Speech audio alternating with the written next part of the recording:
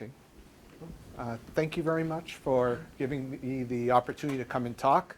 So today I'm going to tell some stories about some of the work we've been doing to try to better understand familial cardiomyopathies. Now, my guess is that a lot of you here are familiar with familial cardiomyopathies. They are the leading cause of sudden cardiac death in young people. Many times when you hear about somebody that's running a marathon, playing basketball, and they suddenly die, it's many times due to these familial cardiomyopathies. And familial cardiomyopathies are actually a major cause of both adult and pediatric heart failure. Now, if you look at the hearts of a healthy patient versus ones with either hypertrophic, dilated, or restrictive cardiomyopathy, these are characterized by remodeling of the ventricular wall, where you see in hypertrophic cardiomyopathy, the wall gets thicker. In dilated cardiomyopathy, you have dilation of the chamber. And in restrictive cardiomyopathy, you have changes in the mechanical properties of the wall. Now, the thing that got me interested in this class of diseases is that these are primarily caused by mutations in an autosomal dominant fashion in the proteins that either generate or transduce mechanical forces inside of the cell. Myosin, actin, troponin, tropomyosin. Looking at the hearts from patients, we can look here in histology. And in histology, you see that in a healthy heart, all the cells align along a single axis. So force is generated directionally. However, when you look at the cardiomyopathies, you begin to see the cells become misaligned. And you see this blue here, this is fibrosis that occurs inside the heart. So you have mechanical changes inside of the heart and changes in cellular organization. And all of this is caused by point mutations in the proteins that generate or regulate force production and force sensing inside of the cell. So the big question that my lab would like to answer is, how do you go from molecular-based mutations in these proteins that either generate or regulate force and power output to the disease phenotype? We know that these start here with a molecular trigger. And this initial mutation in these proteins affects protein biophysics. And this is the trigger that leads to the rest of the disease. But there are lots of steps in between this initial trigger and symptomatic cardiomyopathy, where you have arrhythmias, heart failure, and sudden death. And what we want to do is to try to understand and connect some of these pathways that occur during the course of the disease. Now, one point I'd like to make is that in this disease, the presentation and prognosis depends on the specific mutation that you have. And I'm going to show you today, you can have two mutations within the same molecule that lead to opposite phenotypes. One can lead to hypertrophy, to dilation. Another one can lead to restrictive cardiomyopathy. And the exact prognosis depends on the specific mutation. And because of this, we believe that these familial cardiomyopathies are an excellent candidate for a precision medicine approach. Right now, the majority of medications that are out there treat patients that are undergoing pathological remodeling or symptomatic cardiomyopathy. Things like beta blockers and ACE inhibitors that try to prevent further remodeling of the heart, or things that suppress arrhythmias. However, if you can treat down here earlier in the disease, we think that there are opportunities for precision medicine. So going back to our question, in order to really get at this, how you go from a point mutation at the molecular scale to the disease phenotype in patients, you really need to think about what happens across multiple scales of organization, from the level of individual molecules down here at the nanometer and angstrom level, all the way up to the level of patients. And to do that, my lab has developed tools that enable us to bridge these different organizational scales. We look at individual molecules and macromolecular assemblies using tools from molecular biophysics and biochemistry. We look at the contractility of single cells, single stem cell derived cardiomyocytes, and we perform a lot of single cell assays. And then we're moving into human engineered heart tissues, where we can reconstitute the three-dimensional environment that these cells experience in the heart and interactions with other cells. So by taking these tools and using computational modeling, we could try to connect what we see at the molecular scale with what we see in patients, hopefully. So the big idea, if you go away with one idea from this talk, is that these familial cardiomyopathies affect force generation and mechanosensing, how these cells sense their mechanical environment across multiple scales of organization. And that because of this, it enables us to have multiple opportunities for precision medicine approaches. So what we're going to talk about, we're going to start by focusing a little bit on the background of thin filament regulation. How do you regulate contractility inside of a muscle? We'll then move on to dissecting the molecular consequences of two mutations that cause either hypertrophic or dilated cardiomyopathy. And then we'll switch gears and we'll talk about what are these cellular consequences? What are some of the engineering tools that we've been applying to study cardiac mechanobiology, and how can these mutations affect, and how can we use these tools to understand these diseases better? So we'll start back here. So most of you are probably familiar with calcium handling inside of a muscle, but I'm just going to cover it very quickly. Inside of a muscle, you have calcium that is outside of the cell, and you have calcium inside of the sarcoplasmic reticulum. Upon depolarization of the muscle cell, you have the release of calcium, shown here in yellow, from the sarcoplasmic reticulum. It can then bind to troponin on the myosin contractile apparatus, and when it binds to troponin, this turns contraction on. When after contraction initiates, this, you can see here, generates force. It pulls the muscle to contract. Eventually, calcium is then mopped back up again through circa back into the sarcoplasmic reticulum, and the cycle resets again. So we have this interplay between calcium coming into the cell, turning on contraction, and calcium coming out, which turns off contraction. And the picture that most of you are probably familiar with is this picture here. This is the textbook version taken from the Alberts textbook, where you have, this is your thin filament, your actin. It's the filament that the myosin pulls. And along this thin filament, you have tropomyosin. It's this long coiled coil protein that blocks the places when the myosin strongly binds to the actin. And then you have the troponin complex composed of troponins I, T, and C. And this here is the calcium sensing apparatus of the muscle that enables it to physically contract. And the picture that you've probably seen is that when calcium comes in, it causes tropomyosin to move along the surface of the actin, enabling force to be produced. However, the actual story of what happens inside of a muscle is a little bit more complicated. And this has been elucidated through many excellent biophysical and structural biological studies, where they've shown that tropomyosin doesn't just lie in an on or an off position. It can lie in a blocked position where it completely blocks myosin binding. Calcium then comes in, and calcium causes the tropomyosin to shift from this red position to this yellow one, enabling myosin to bind a little bit. Then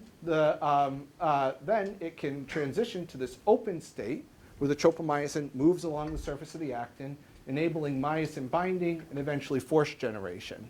So the actual process of a muscle turning on is not just calcium comes in, it turns on. You have these multiple steps, and all of these steps can contribute to force generation inside the cell, and a given mutation can affect any one of these steps. So if we actually want to understand the biophysical mechanism, we need to understand which steps are being affected. And Michael? Yes? What's the reason for all of those steps? Like, did it make it more calcium sensitive? Like, did it make it steeper? So some of it is building in cooperativity. That's one of the biggest reasons why you'd have this intermediate state there. So if you go in and this is a picture of troponin. I should mention that troponin, the troponin complex, is made up of 3 proteins. There is no high-resolution crystal structure of the whole complex because it's got large regions which are likely intrinsically disordered. And if you look at this, we are primarily focusing on mutations in troponin-T. That's the part of troponin that anchors the troponin complex to to tropomyosin and interacts with the thin filament, with the tropomyosin along the actin. And I just colored in a couple mutations here that we've looked at in my lab, some of which cause hypertrophic cardiomyopathy, shown in red, some of which cause dilated cardiomyopathy, shown in blue. Another one that we showed is likely pathogenic through doing with some collaborators, shown here in yellow, that causes restrictive cardiomyopathy. So here, even within the same molecule, you can lead to very different phenotypes. What's going on here? How can you have different mutations that lead to divergent phenotypes in the same molecule? Right. So those are mutations, some of them are not found in the same, single family, I guess. Yes. Different families. And they are, so the same mutation in different families, so all cause the same phenotype? So similar ones. It's actually the genetics of this gets really complicated. And many times if someone comes in, they're presenting with a disease, they'll go in, they can genotype the person. And they go in, they find a variant that is different from what they call wild type. Whether that variant is actually pathogenic or not is a real question. So, you know, when you go in and you have a family and you find a de novo mutation, is it actually causing the disease? Is it just a variant that's harmless? Those are things that are very, very difficult to get at. All of the mutations that we're studying here are mutations that have been found in multiple families and validated through lineage tracing within those families. So we have a relatively high degree of confidence that the ones we're looking at least, are pathogenic. But if you were to compare, even within a family, father and their child, the severity of the disease can be different. There are additional factors that depend on the specific genetic background of the patient, as well as environmental factors that can lead to slightly different presentations. So, I think you answered that. I was going to ask if these were always pathogenic. I think you just... yeah, so these ones here, we picked out specifically as a new lab that's getting started. You wanted something that you know you're going to get something from. So we started off with mutations that have, they've developed mouse models of them, they've done lineage tracing in them, they've seen in multiple families these mutations. Specifically, the two that I'm going to focus on today, one hypertrophic and one dilated, R92Q, which causes hypertrophic cardiomyopathy. Throughout the talk, that will be colored red, as well as a mutation, delta K210, that causes dilated cardiomyopathy. So we first looked at these using an in vitro motility assay. And in vitro motility assay has a very special place in my heart. It's one of the first assays that I did when I was a graduate student, and I still love it to this day. And in this assay, what you do is you take a piece of cover glass and you coat it with myosin molecular motors. Then you can add in fluorescently labeled thin filaments that you assemble in the lab. So we express human troponin and tropomyosin that's either healthy or mutant, and we reconstitute them into these thin filaments. And what will happen is that these thin filaments will crowd surf over the bed of myosin in the presence of ATP. If you look here, you can see individual thin filaments moving over this bed of myosin. Now this is a really cool assay because not only does it provide you with biochemical information, we can change the ATP, ADP, pH, mimic different diseases. We can put drugs in there, but your readout is actually contractility and movement. So here, this is an experiment being done with regulated thin filaments at high calcium, PCA4. If we repeat this experiment at low calcium, you see all the filaments stop. They don't move. This is what happens inside the heart. Low calcium, you have no movement. High calcium, you have movement. So what happens now if we look at our mutants? Well, we can look at the speed at which these filaments move as a function of calcium. This is high calcium. This is low calcium. This is like pH. It's the negative log of the concentration of calcium. At high calcium, you see you get robust movement of wild-type filaments. At low calcium, you have no movement. Now, what happens when we look at our mutant? If we look at our first mutant, the one that causes hypertrophic cardiomyopathy, we see a shift towards submaximal calcium activation. What does this mean? This means that calcium concentrations, where the heart is usually off, these ones are moving. So as calcium flows into the heart, it's going to contract sooner. As calcium flows out of the heart, it's going to relax later. When we look at our mutant that causes dilated cardiomyopathy, we see the opposite. At calcium concentrations, where the heart is usually active, this one is off. And so we see shifts in these two different directions from these two mutants.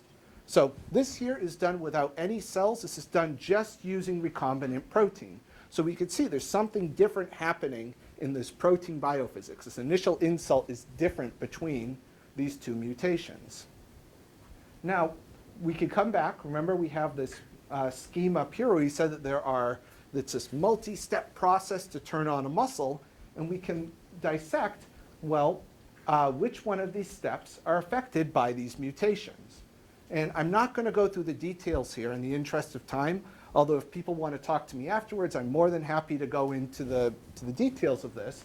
But we can measure these individual equilibrium constants using stop flow kinetics and equilibrium titrations. In stop flow kinetics, what we do is we take myosin molecules, we put them in one syringe of our stop flow, and then we take our thin filaments, put them in another syringe, and then we rapidly mix them together. And when you rapidly mix them together, you can look to see how fast do they come together. And if you look here, this is the rate at which the myosin is binding. So when myosin binds, the fluorescence goes down. You can see at high calcium, PCA4, the fluorescence gets quenched quickly because the myosin is able to bind very quickly if you have calcium there. If you do this at low calcium, with the myosin starting in the block state, it's going to be much slower that it's going to be able to bind because it has to go from the block state all the way to being active. So by looking at these relative rates, we can go in and we can calculate the equilibrium constant. There are a couple steps that are in between there, but that's the general idea. We can then determine these equilibrium constants between these states by looking at the fraction of myosin that's bound to your thin filaments as a function of calcium. And by doing this, you can see, I'm not going to go through the details here, that at high calcium, you're able to get more myosin bound. You're able to get more bound at a given myosin concentration than at low calcium. This is because there's no blocking in that state. So if people want more details on this, I'm happy to talk about this. We also have a paper we recently published where you go through this methodology. But what can we see when we actually look at this? Michael, sorry. Yes? So you have that weakly bound, strongly bound, and and closed open. So you have so many steps. Yeah. So your measurement of binding with fluorescence, which step are you measuring? So in our assay, we use pyrene-labeled thin filaments. Pyrene along actin has high fluorescence when the myosin is unbound or weakly bound, and it becomes quenched when the myosin strongly binds to the filament. So our observable here is only strong binding. But you can, there's a very simple kinetic models that you can build that enable you to get at both of those at that equilibrium. So what happens here? Well, when we look at our mutation, that causes hypertrophic cardiomyopathy, we see that it affects this equilibrium constant here. It makes it so that more of your thin filaments are pushed in this direction. That would tend to make this more active. When we look at our mutation that causes dilated cardiomyopathies, we see a different step in this cycle is affected and it's actually reduced. And this, if we make this smaller, that would tend to push the equilibrium in this direction here, towards less activation. Okay, this is great, but we measured equilibrium constants, so what? What can we use these for? Well, we could take these into a very simple computational model that was developed by Andrew McCullough's lab. And in this model, you can go in, what you do is you take a ring of sarcomeres, essentially, of thin filament subunits, and you link them together in a ring. And then what you do is, based upon your equilibrium constants, you could say what's the probability of one filament changing from the blocked to the closed state, and from the closed to the open, and then from myosin to weakly bound. And you could do this for a large ensemble of these to see what fraction of your thin filaments are going to have myosin bound under a given set of conditions.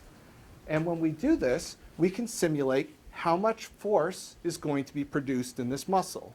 Now, the only thing we're changing between these is we're putting in our measured equilibrium constants from our biochemistry. When we look here at our mutants, if we take these and put this into our computational model, we could get back the same shifts that we saw in our motility. So this suggests that we have the correct biophysical mechanism and that these two mutants are affecting different steps of the cycle. We could also take this model and we can use it not only to calculate what will happen at a given calcium, but what will happen in response to a calcium transient, where the calcium changes rather than is held at a steady state. So you can go in, make certain assumptions about the rates of some of these steps, and look at the time-dependent evolution of the system, as calcium, shown here in cyan, comes in and then flows out. You can see here, if you look at the wild type, we could see a twitch force that's developed. When we look at our mutants, once again, this is a first-order approximation. We see that our mutants that cause hypertrophic cardiomyopathy are predicted to generate more force. Our mutants that cause dilated cardiomyopathy are predicted to produce less force. Now, caveat here. This assumes that nothing changes in terms of the duration of the calcium current. Is that necessarily true? No. This assumes that the amplitude of the calcium doesn't change. Is that necessarily true? No. But to a first-order approximation, we can say we expect that given a calcium transient, we expect a higher force per sarcomere in one than another. So far, with our molecular studies, we've shown that R92Q causes a shift towards submaximal calcium activation. And this is due to decreased blocking of myosin binding. And this would be predicted to increase the force per sarcomere inside of a cell. When we look at our other mutant, we see the opposite, that this causes a shift towards supermaximal calcium activation, and that this is due to increased blocking of myosin binding, and that this inhibition is predicted to decrease the force per sarcomere during a twitch. Okay, so this is our predictions. Cells are obviously much more complicated. So what happens when we actually switch over now and we look at at these same mutations in cells? The one thing I just want to remind you quickly here is that these mutations here are mutations in troponin. Changes in troponin, the initial insult for all of these, are changes in contractility. How that leads to downstream secondary changes is really what we're interested in. What things can you not predict from our simple computational model alone? Yes? Do you guys have any idea, kind of structurally, what's causing these two mutants to behave in such different ways? No. One of the big challenges here is even with cryo-EM, there's no high-resolution structure of the thin filament. And these mutations, if you look at this sequence of the tropomyosin, it's actually highly charged, and it's likely intrinsically disordered. And that's probably why it's been so difficult to capture a high-resolution structure here. So both of these are within this region that's likely disordered. How is it affecting them? Structurally, we're not sure. But even beyond that, even if we knew that this region here had a certain appearance, one thing that's kind of cool that we see with these molecules is if we take this mutation here and we introduce it into our cell, here, this is, if we do this at the molecular scale, not in cells, sorry. So if we do this with our molecules, if you put in this mutation here, it affects calcium binding to troponin-C all the way over here. We see changes in the rates of binding. So what's happening here is you have these complex allosteric networks. Exactly how these allosteric networks are put together is really difficult to understand. So even if we had a high-resolution structure, my guess is it's not necessarily going to be predictive of how this mutation here is affecting calcium all the way down there. Other questions? Okay, great. So we want to separate our initial insults from these secondary effects. And we're going to start off by talking about our delta K210 mutant, the one that causes dilated cardiomyopathy. So when we look at these, all of these studies that we're doing in cells, we are using human pluripotent stem cells that we have edited, that we've used gene editing on. Why are we doing it this way? There are advantages and disadvantages to any cellular approach that you're going to take. And I think many people here in this audience are well aware of this. You essentially have to pick your poison, but you pick the right tool for the right question that you're trying to ask. Here we want to understand that connection between our initial insult and the early disease development. One could look at patient tissue, which you could actually, an advantage of this is that you can actually study it in real patients with medical histories. However, as we mentioned, it's really the probability of getting a given patient with a given mutation is relatively low. And tissue from patient hearts is very difficult to come by, and it's usually only available in when a patient is very sick, either an explanted heart or a heart that's undergone implantation of a ventricular assist device. And by the time that you reach the point where your heart is failing or failed, there are so many compensations that have happened inside the heart that make it difficult to dissect what was that initial insult versus what are these secondary effects. People have used transgenic mice. Transgenic mice are fantastic tools. So you can study the whole animal physiology on a controlled genetic background. However, mouse models, especially for some of these cardiomyopathies, don't necessarily recapitulate the human disease phenotype. Who here has ever worked with a mouse? What's a mouse heart rate? Significantly faster. Yeah, it's about 500 per second, 500 per minute, beats per minute, versus a human one, which is closer to 60 beats per minute, 60 to 70. And to do that, you actually have different calcium handling machinery. You actually express a different myosin isoform. And because you have different myosin isoforms, it's really going to affect, especially how these mutations in thin filaments are going to present.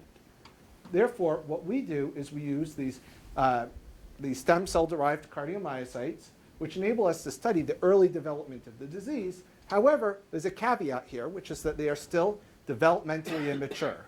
These cells are not going to tell you what it's like in end-stage heart failure.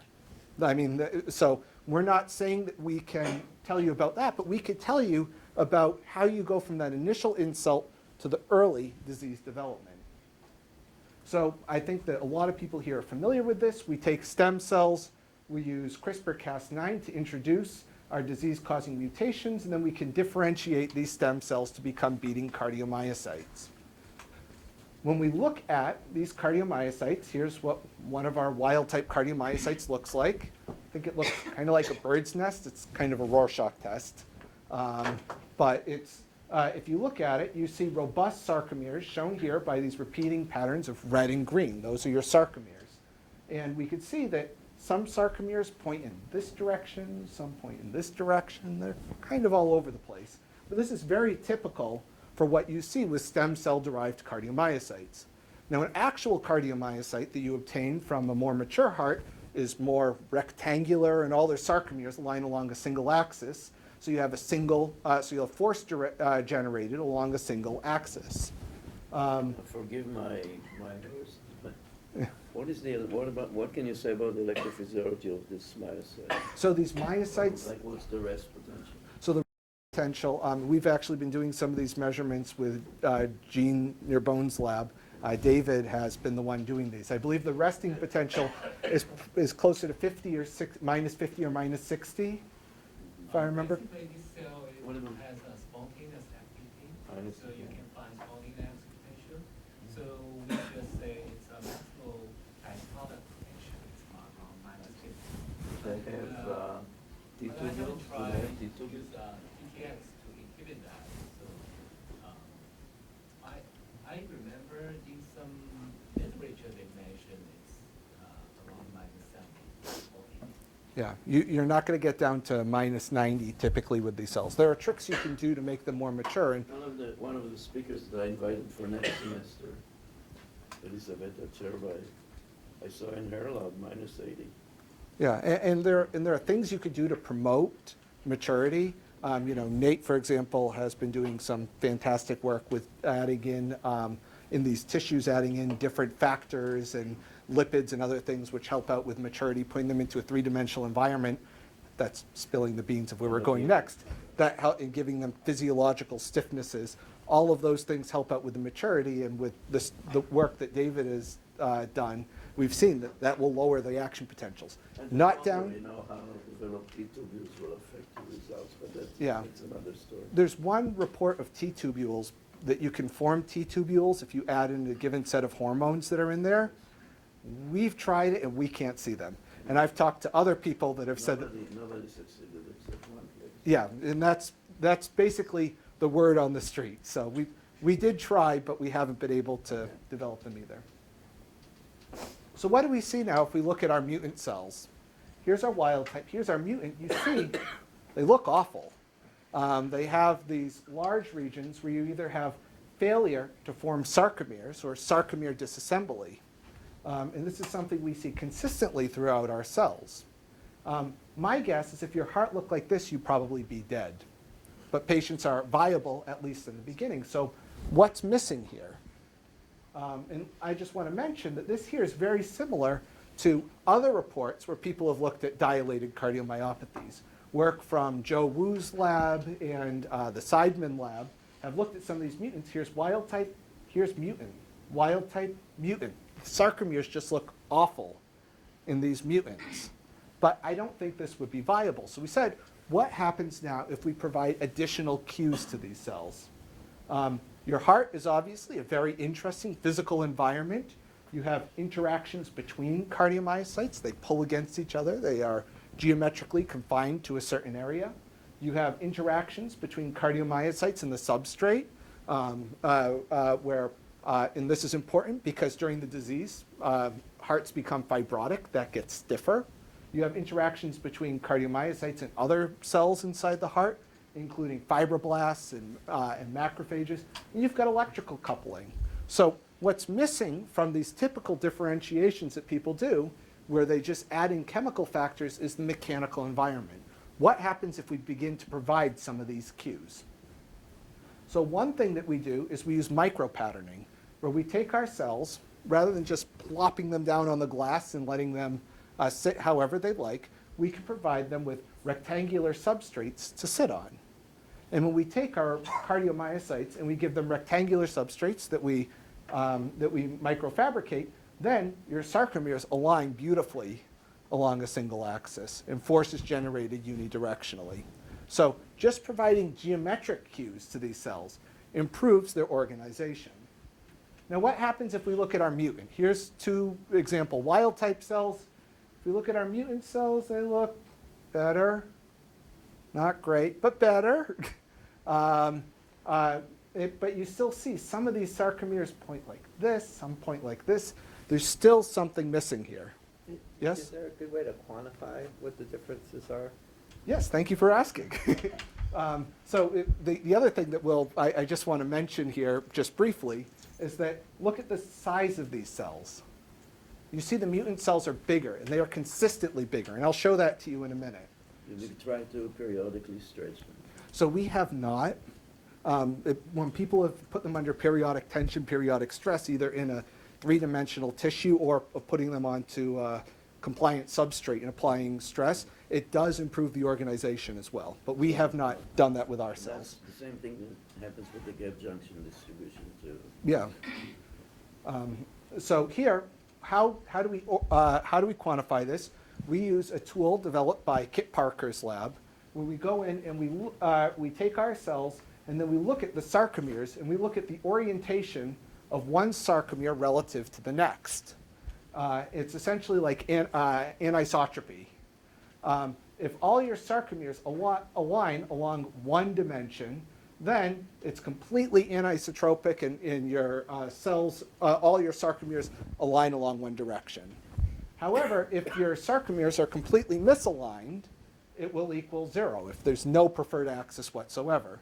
So cells that are better aligned will have a bigger number. Cells that are less aligned will have a smaller number.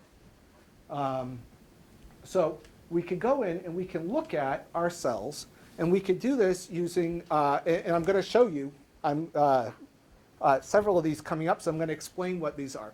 Cumulative distributions. So I come from a single molecule background, and as a single molecule biophysicist, one of the things that we do is we look at distributions rather than just taking the mean and standard deviation. Especially when you're dealing with cells, cells are not necessarily going to follow normal distributions. So here what you can do, instead of just plotting what's your mean and standard deviation, you could go in and you can show, let's order all the cells from the smallest cell to the biggest cell. And then say, well, 50% of them, are they bigger, smaller, what do they look like? So here we could look at what fraction of 50% of our cells, if you look at the wild type, are much smaller than the mutant cells. So our mutant cells are much bigger. We see that for across the distribution. What about the cellular organization? When we look at this organization over here, and I should mention this is about 100 cells for each genotype. When we look at our mutant cells, we see they are less organized than our wild type cells. So we can quantify this and see that our mutant cells are less organized. So where is this coming from? Well, there are a couple different possibilities. This is one theory that we like, but we haven't experimentally tested it, is if you take cells with sarcomeres and you add in blebbistatin, blebbistatin inhibits contractility through the sarcomeres, you see that the sarcomeres fall apart. And this is work that was done by Chris Chen's lab. And what we believe is happening here with our mutant cells is if you take these cells and you reduce the amount of tension inside of the sarcomeres, you're going to cause some of these sarcomeres to not form properly. And this was actually shown recently when they looked at live cell imaging. Here's sarcomerogenesis happening in a wild type cell over here. You see you get nice, robust sarcomere formation. This was done by Chris Chen's lab. When we look at our mutant, in a mutant line, this is one that causes, this is a mutant in titin over here. You see that they really don't form sarcomeres as well. That tension that you lose because of these troponin mutations are likely affecting this process of sarcomerogenesis. And we are working right now to pharmacologically test this hypothesis. Okay, so that was one cue. We got better when we gave them the right shape. But what happens if we give them, if we model their stiffness of these cells? A healthy heart has a stiffness of about 10 kilopascals compared to glass, which is on the order of gigapascals. So if we look at our cells on glass, here's our wild type, here's our mutant. Our wild type cells organize beautifully. Our mutant cells look not great. However, when we take our cells and we put them onto a substrate that matches the stiffness of a healthy heart, now these cells look beautiful. And as a matter of fact, when we go in and we look at the organization of these cells using the same quantification method, we see that our wild type and mutant cells have the same degree of organization. What does this mean? This means that a lot of the work that's been done on glass is probably an artifact of being on a stiff substrate. If you give these cells the proper mechanical cues that mimic what happens in a healthy heart, these cells can organize just fine. However, think about this. During the disease, you have fibrosis of the heart. Fibrosis causes the heart to stiffen. And we've done this now in an intermediate stiffness where it mimics fibrosis, and we begin to see that your cells begin to get disordered once you put them onto a fibrotic stiffness. So we believe that this inability to sense and adjust to their mechanical environment is likely important for the disease progression. We can then measure the force of a single cell using traction force microscopy. We could take a single cell, put it onto a deformable substrate, and add in fluorescently labeled beads. Every time the cell beats, it pulls on the beads. If you know the stiffness of the gel and the displacement of the beads, you can calculate the force. So here, if you look, there is a single cardiomyocyte here. You can't see the cardiomyocyte itself, but you can see the displacement of the beads inside the gel that is beating. In doing this, we can look at the rates of force development, relaxation of individual cells. So now we can come back to the question we've been waiting to answer for a while. Well, we predicted from our computational modeling that these cells will have a lower force per sarcomere. Does this actually hold when we look at our cells? Here? So we can look at the force per area in these cells. Force per area tells you about the force per sarcomere of these cells that are patterned on the gels. And when you look at them, you see a reduction. There is a significant reduction in the force per sarcomere within these cells. So this connects what we see in our simple computational model with what we see inside the cell. However, when you actually look at them, remember, these cells are bigger. And I showed you that earlier. These cells get bigger. So the force per area is down, but the area is up. If you actually look at these cells, the total amount of force generated by these cells is identical to the wild type. What is that? We believe that this is compensatory hypertrophy that's happening inside of our dish, independent of any external signaling factors that are being added from. I wish I could tell you we started here and went this way. We actually started here and then worked our way backwards. But these cells, this suggests that when these cells are given the right mechanical cues, they get bigger and they're able to compensate and work normally. This explains why people are able to survive early on with these diseases. It's only as the disease progresses and the heart becomes fibrotic that some of these effects on not interpreting their cues properly will become pronounced. So that's one explanation. Have you done like flow 4 imaging to look at the absolute calcium levels? So we have, and I'll show you that, not with this line here, I'll show you with our other line. We don't use fluo4, we've been doing it with Furo-Red because it's a ratiometric dye that enables us to normalize to the total amount of dye taken up by the cells. So taken together, I think, oh, sorry. Yes? Does fibrosis occur because of the enlargement of these cells? Or is that like a random side effect? Or do they enter a sort of cycle that spirals them out of control? So it's likely a combination of things. I mean, just people ordinarily, your hearts get stiffer with aging.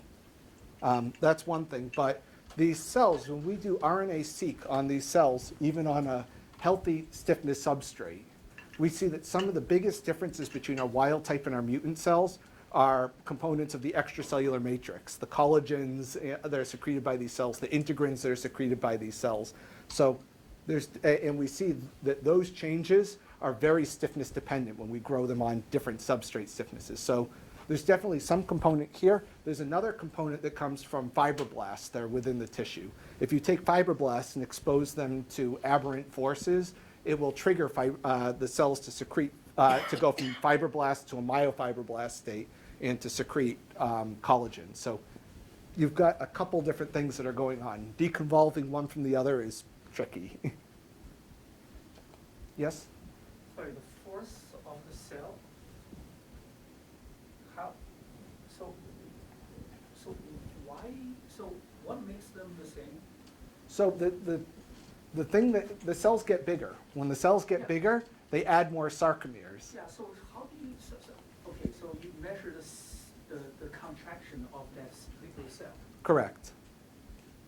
and they become the same by compensation of the size and. Yeah. So why do they have to be same? I mean, so. We spent several months trying to get at that question, because really we went in, we did all of our biophysical molecular studies. We went in, looked at our cells, saw they look the same. That doesn't make any sense. And then we started working backwards, trying to figure out where that came from. It's Okay, so in patient, so what would that force in human? What is side that force? What, so is that the blood pressure or what, so there must be something that the. So, I mean, you have contractility of the individual cells. As Yoram alluded to earlier, if you take cells and you apply just cyclical stress to, stretch to them, you will cause them to align, you will cause changes in their mechanical programming. So even just the cells beating and pulling within the tissue itself, it's going to affect with, your cellular forces and how much each cell pulls along each other. So it comes from a couple different places. You get forces as well from, blood that fills the heart, but, we definitely see that this effect here is stiffness dependent, and we see that, mechanically, we see that transcriptionally, and it's different from how the wild type responds. Yes? You have all the cells are single cells. Do you have some cluster cells with both and mutation? Do they have each other to have different So we're just starting those studies now. We have a human-engineered heart tissue system that we're starting to implement, but I don't have any results yet. So basically what we see here is that it really highlights the importance of doing these multi-scale studies. A lot of the work that's been done in the molecular biophysics world has been done just studying a mutation in and of itself, like at the molecular scale, without considering what happens inside the cell. Here, I'm going to move through this a little bit faster, we show things that we would not expect to see from a molecular analysis alone. And by understanding the molecular basis, we're able to figure out things about these cells and fundamental mechanism that one might not have been able to predict from the molecular studies alone either. And one thing I just want to mention here is that we think that this here might be a more general feature of some of these dilated cardiomyopathies. If you actually look at the genes that are involved with dilated cardiomyopathy, a lot of them lie right along this mechanosensing pathway from the outside of the cell to the nucleus. And these include things such as the sarcomeric proteins, but also things such as Desminopathies lead to disrupted mechanosensing. Emerin mutations lead to Emery-Dreifuss muscular dystrophy. You have mutations in lamins. Those are actually relatively frequently mutated in dilated cardiomyopathy. These play an important role in lamin-associated domains and mechanosensing, as Dennis Disher's group has shown, and including things like dystrophin. Patients with muscular dystrophy end up developing dilated cardiomyopathies. So we believe that there could be links here with this disrupted mechanosensing being a more general feature of these diseases.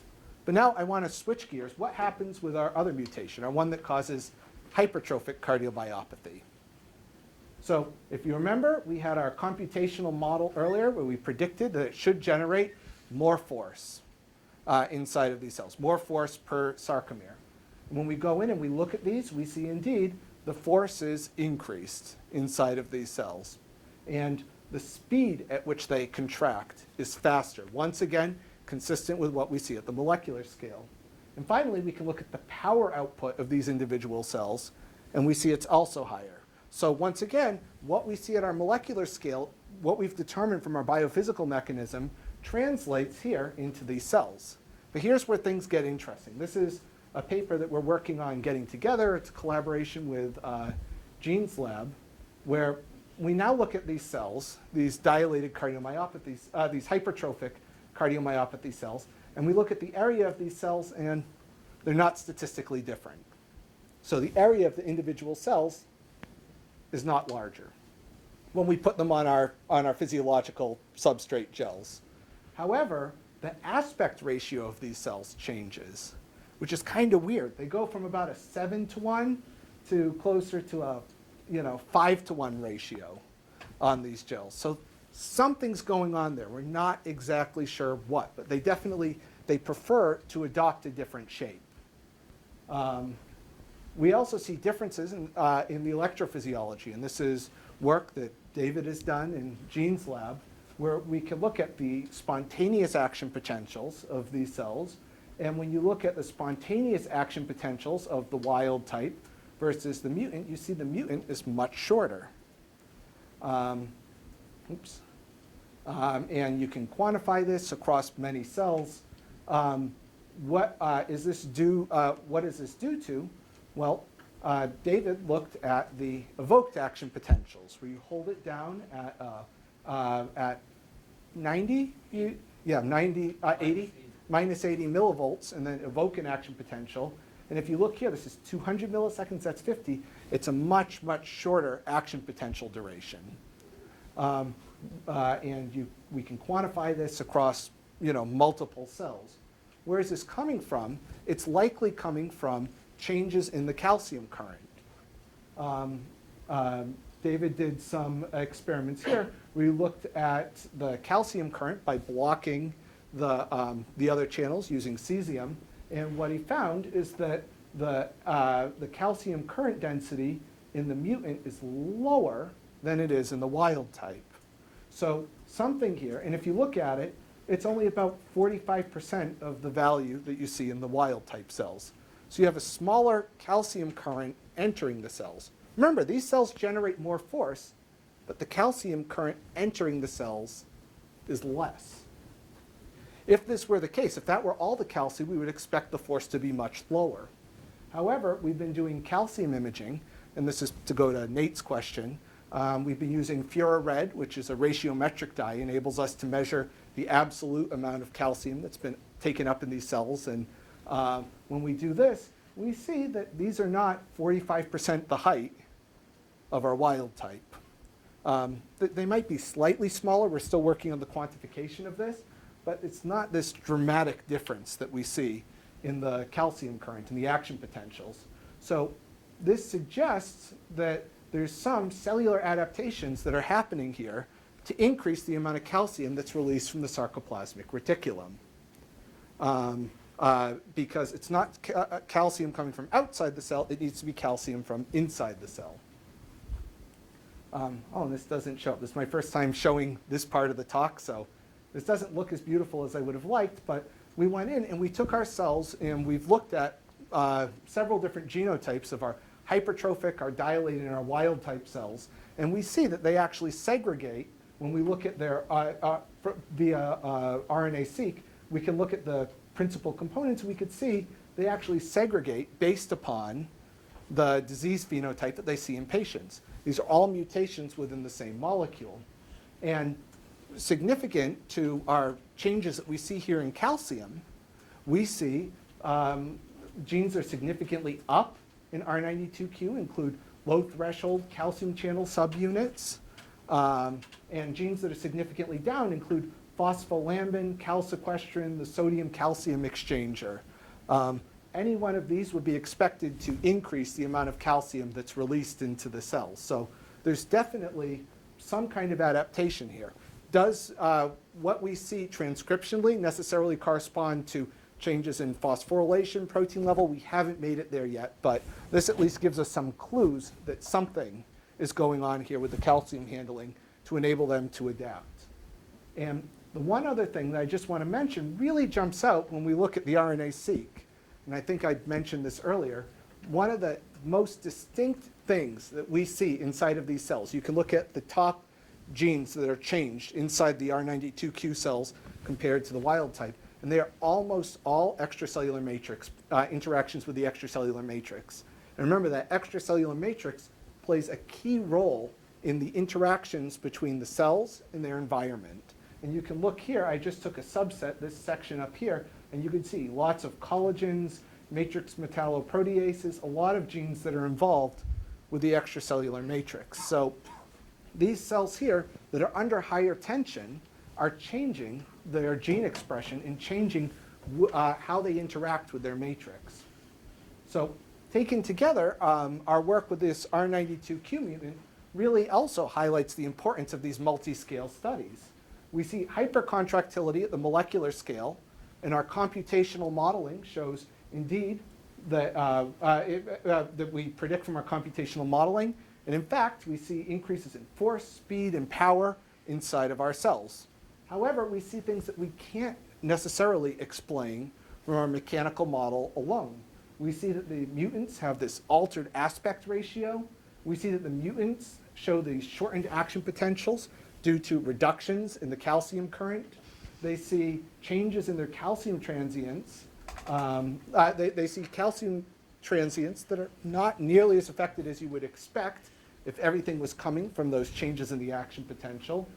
And our RNA-seq has identified several changes that are here in calcium handling machinery, as well as extracellular matrix interactions that could help to begin to explain some of what we're seeing. But exactly what is the direct link between changes in mechanics, the changes in these molecular-based contractility, to changes in transcription and the action potential, that's something that we still are not sure about.